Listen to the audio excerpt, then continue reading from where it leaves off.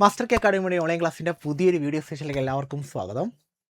So നമ്മൾ ഇന്ന് discuss ചെയ്യാൻ ഉദ്ദേശിക്കുന്നത് നമ്മളുടെ ടെക്നിക്കൽ അസിസ്റ്റൻ്റ് എക്സാമിൻ്റെ സിലബസിൻ്റെ ഒരു അനാലിസിസ് ആണ്.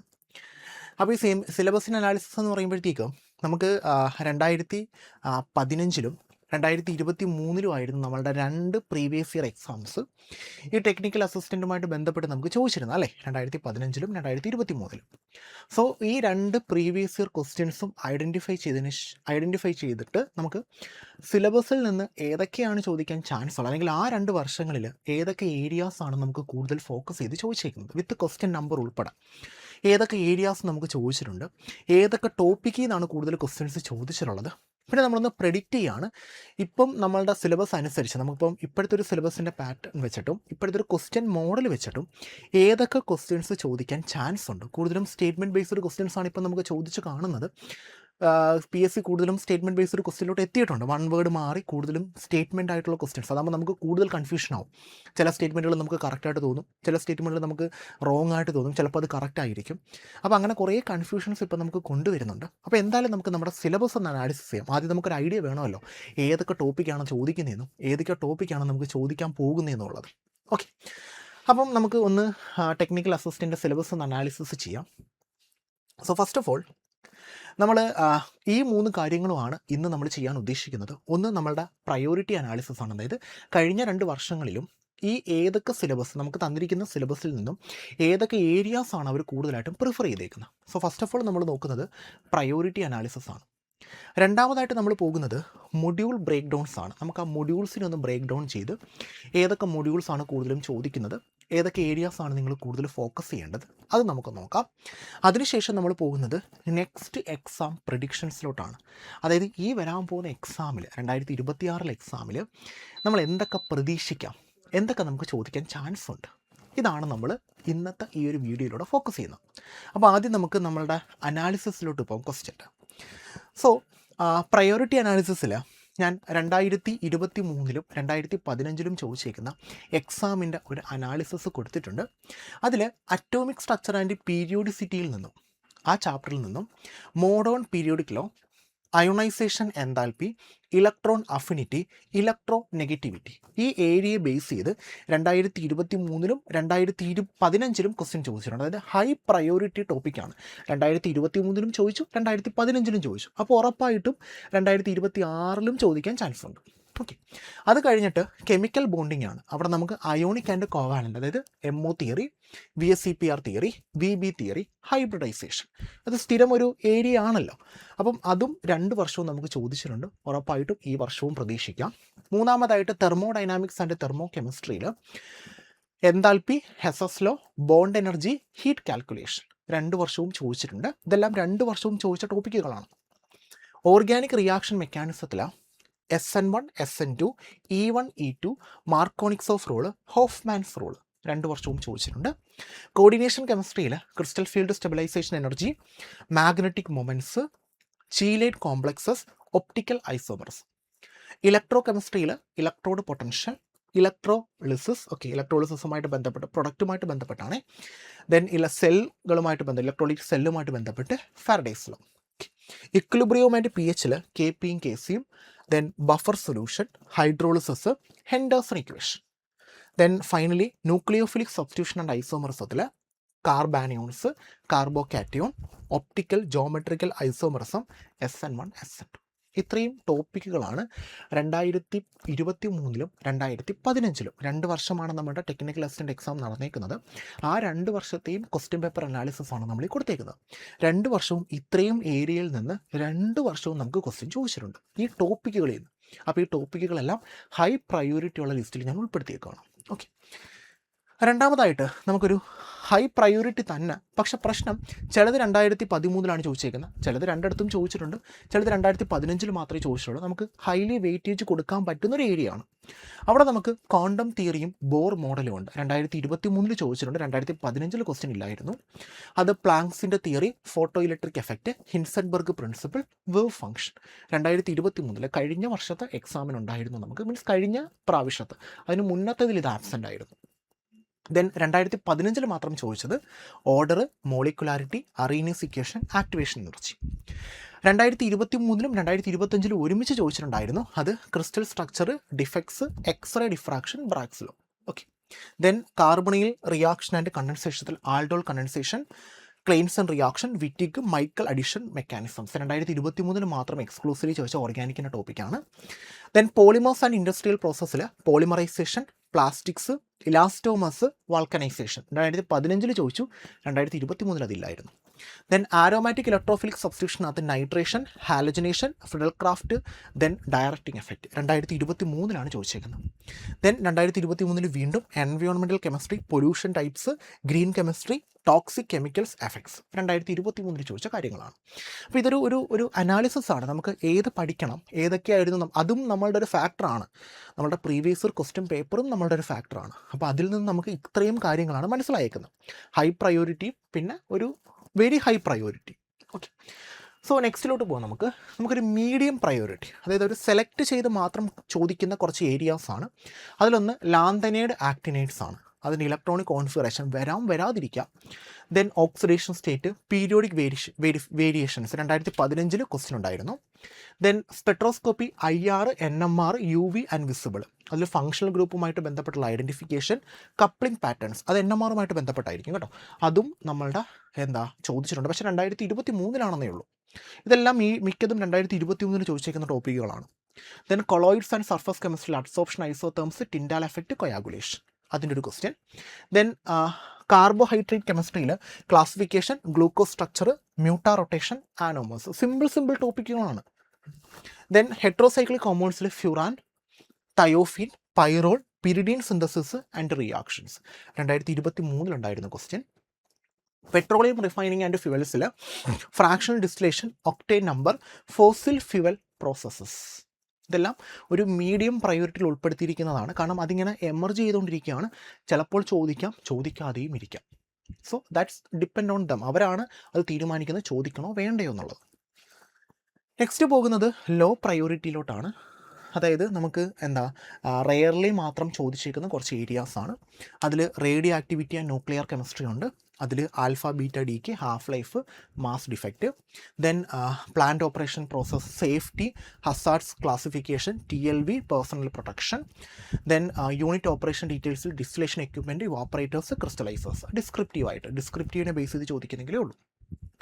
ഇതാണ് നമ്മളുടെ ഒരു കവറിങ് ഏരിയ എന്ന് പറയുന്നത്. 2023-ലെയും 2015-ലെയും ക്വസ്റ്റ്യൻസ് നോക്കിയിട്ട് ഞാൻ ഒരു 4 സെക്ഷനായിട്ട് ഹൈ പ്രയോറിറ്റി രണ്ടിലും ചോദിച്ചിട്ടുള്ളത്. ദെൻ വീണ്ടും ഒരു ഹൈ പ്രയോറിറ്റി തന്നെയാണ്, പിന്നെ ഒരു മീഡിയം പ്രയോറിറ്റിയും. അതിങ്ങനെ ചോദിക്കാൻ ഇങ്ങനെ വെമ്പൽ കൊണ്ട് നിൽക്കുന്ന കുറച്ച് ടോപ്പിക്കുകളാണ്. അതുകൂടാതെ ലോ പ്രയോറിറ്റി റെയർലി മാത്രം ചോദിച്ചേക്കുന്നത്. ഇനി നമ്മളിത് 2015-ലെ 2023-ലെയും ക്വസ്റ്റ്യൻ ബേസ് ചെയ്തിട്ടുള്ളതാണ്. ചിലപ്പോൾ ലോ പ്രയോറിറ്റി നിന്ന് 2-3 ക്വസ്റ്റ്യൻ എക്സ്ട്രാ ചോദിക്കാം. പക്ഷേ നമ്മൾ പറഞ്ഞേക്കുന്നത് ഇങ്ങനെയാണ്. ഈ 2 ഇയറിലും നമുക്ക് ഇങ്ങനെയാണ് ക്വസ്റ്റ്യൻ പാറ്റേൺ കണ്ടേക്കുന്നത്.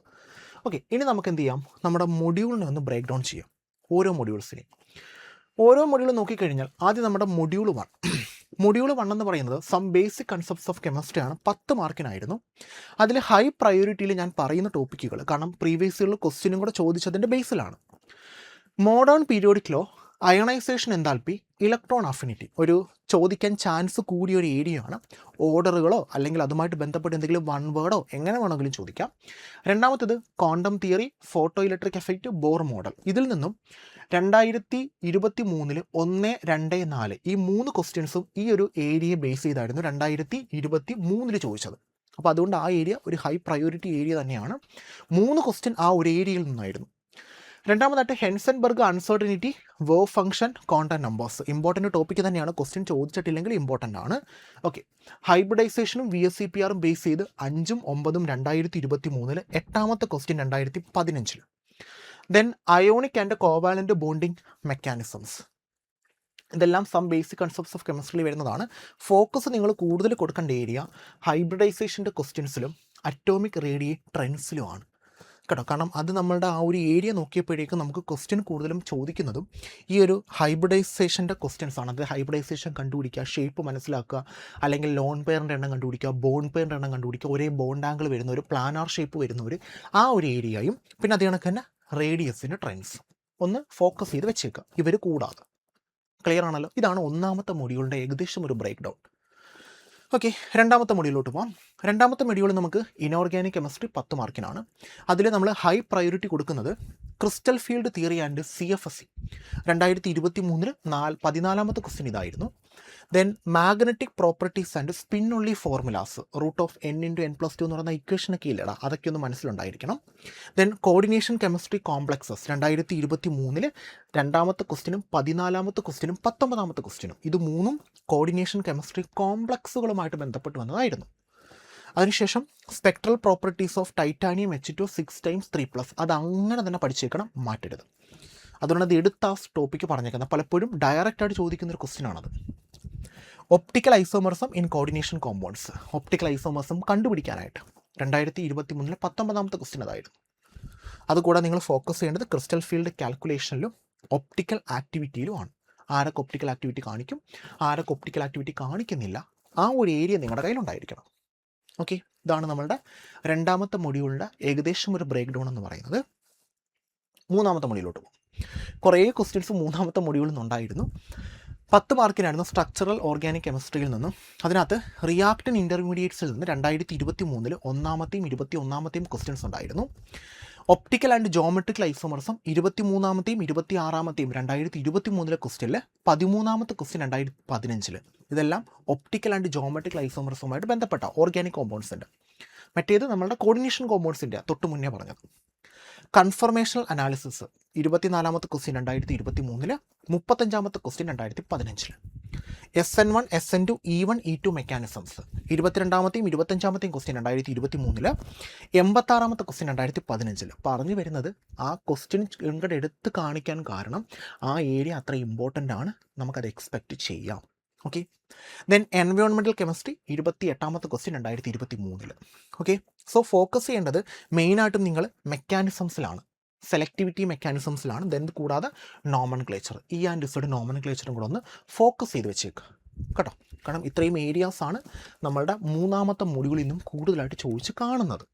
ഓക്കെ, നാലാമത്തെ മൊഡ്യൂളിലോട്ട് പോയി കഴിഞ്ഞ് കഴിഞ്ഞാൽ നാലാമത്തെ മൊഡ്യൂളിൽ ഓർഗാനിക് കെമിസ്ട്രി 2 ആണ്. അതിൽ condensation reaction, aldol condensation, Claisen condensation, അങ്ങനെ ഒരുപാട് റിയാക്ഷൻസ് ഇല്ലേ. 31ാമത്തെ ക്വസ്റ്റ്യൻ ഉണ്ടായിരുന്നു 2023. ആരോമാറ്റിക് സബ്സ്റ്റിറ്റ്യൂഷൻ 32ാമത്തെ 34ാമത്തെ ക്വസ്റ്റ്യൻ 2023 ആരോമാറ്റിക് സബ്സ്റ്റിറ്റ്യൂഷനുമായിട്ട് ബന്ധപ്പെട്ട്. ഹെട്രോസൈക്ലിക് കോമ്പൗണ്ട്സ് 38ാമത്തെ ക്വസ്റ്റ്യൻ 2023. പോളിമറുമായിട്ട് ബന്ധപ്പെട്ട് 39ാമത്തെ ക്വസ്റ്റ്യൻ 2023, 73ാമത്തെയും 74ാമത്തെയും ക്വസ്റ്റ്യൻ 2015. ഓക്കെ, കാർബോഹൈഡ്രേറ്റ്സ് 84ാമത്തെ question 2015.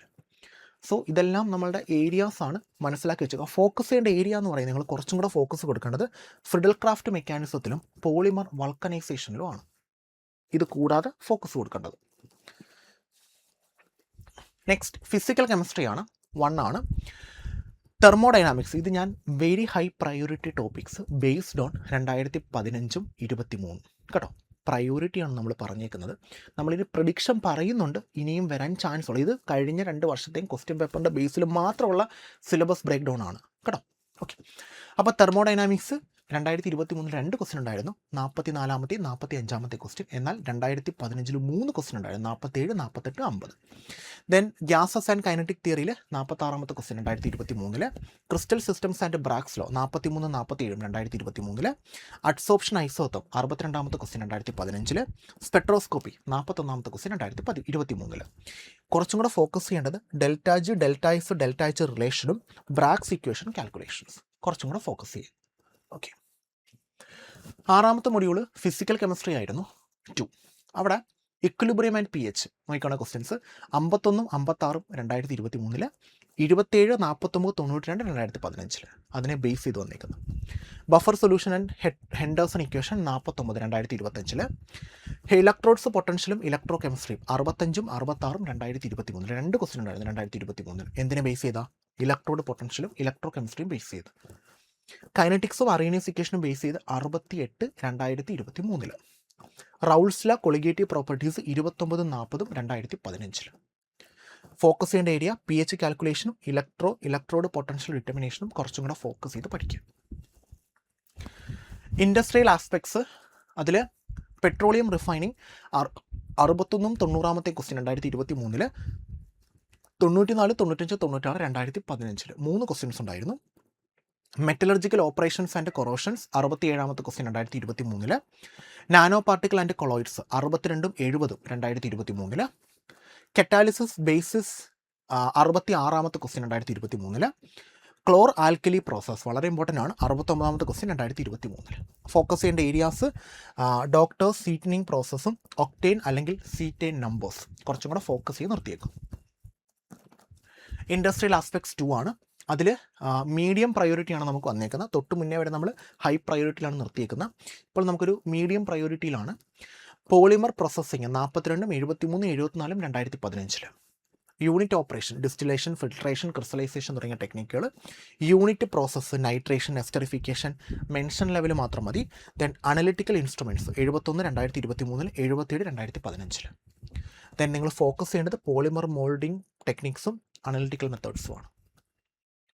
Next module 9 plant operations and safety. കൂടുതലായിട്ടും സേഫ്റ്റി ടെക്നിക്സ് കറക്റ്റ് ഒന്ന് മനസ്സിലാക്കി വെച്ചാൽ മതി. ഫയർ സേഫ്റ്റി എന്നാണ് കൂടുതലും ക്വസ്റ്റ്യൻസ് ചോദിച്ചിരിക്കുന്നത്. കണ്ടോ 82, 83 2023, 97 2015. ഹസാർഡ് ക്ലാസിഫിക്കേഷൻ, ഡിസ്ക്രിപ്റ്റീവ്, ന്യൂമറിക്കൽസ് ചോദിക്കില്ല, ഡിസ്ക്രിപ്റ്റീവായിട്ട് മനസ്സിലാക്കി വെച്ചേക്കുക. Personal protection equipments, regulatory knowledge, അതായത് എന്തൊക്കെ പ്രൊട്ടക്ഷനാണ്, എന്തൊക്കെ റെഗുലേഷൻസ് ആണ്, അതിൻ്റെ ഒരു ഐഡിയ ഉണ്ടായിരിക്കണം. ജസ്റ്റ് വായിച്ചു വെച്ചാൽ മതിയടാ, ന്യൂമറിക്കൽസ് ഒന്നുമില്ല.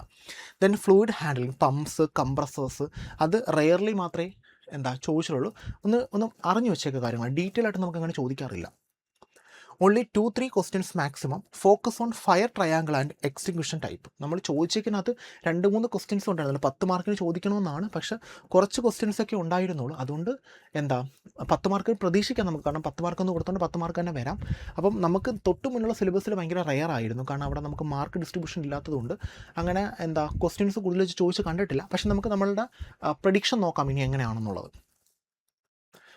ദെൻ പെട്രോളിയം എനർജി 10 മാർക്കിനാണ്, ഹൈ പ്രയോറിറ്റി തന്നെയാണ്. Petroleum products and fuel properties 61, 90, 96 2023 3 question. Coal analysis classification 52 2015. Calorific value calculations.